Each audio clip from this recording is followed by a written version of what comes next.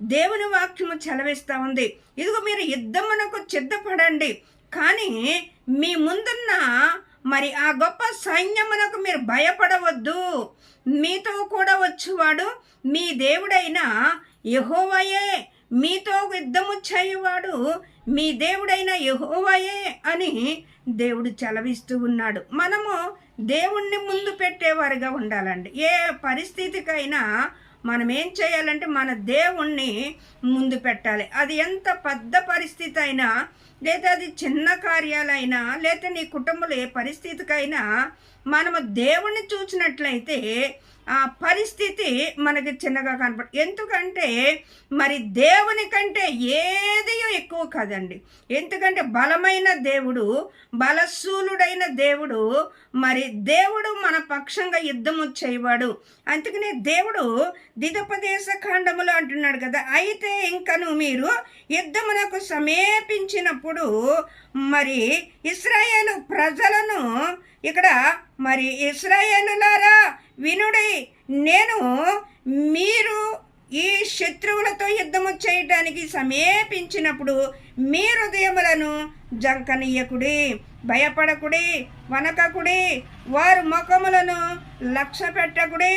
మీతో కూడా మీ శత్రువులతో యుద్ధము చేయవాడు మీ దేవుడైన యెహోవాయే.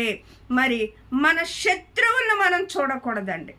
మన శత్రువు మన పైన విజయము సాధించాలనుకుంటది, కానీ నిన్ను దాటుకుని మరి ఆ సాతానుడు వెళ్ళలేడు, ఆ దుష్టుడు వెళ్ళలేదు.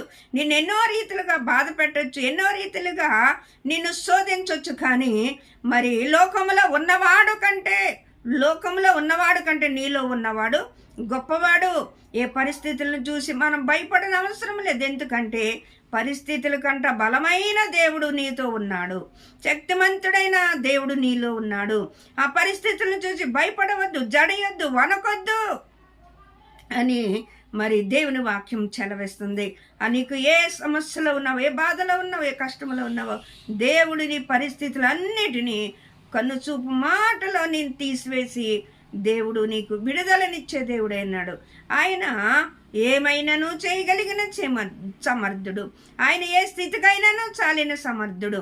నీకున్న పరిస్థితులు కావచ్చు, లేకపోతే నీ కుటుంబంలో దిగబరిచే అప్పులు పాలు, లేకపోతే శరీర బలం ఏదైనా కావచ్చు, కానీ నీ దేవుడు అన్నిటికంటే బలమైన దేవుడు, శక్తిమంతుడైన దేవుడు నీ శత్రువు కన్నా సర్వమును ఆయన జయించిన వాడు. ఆయన లోకానికి వచ్చి సమస్తమును జయించాడు.